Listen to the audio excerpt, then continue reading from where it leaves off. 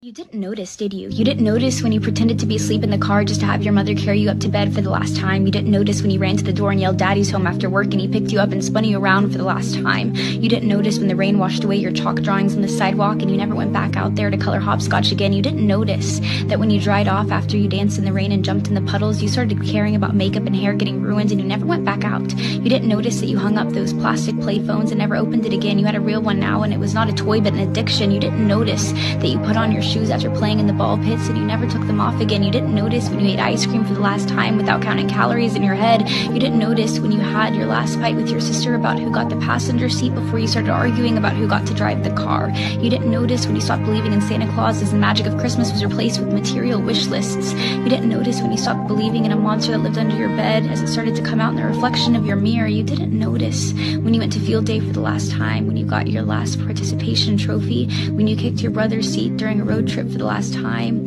when you had your last play date with your Barbies, when you had your last Disney movie night with your family. You didn't notice that grandparents don't last forever. You didn't notice that your childhood cat wasn't eternal. You didn't notice your parents are growing up too. You didn't notice it, do you?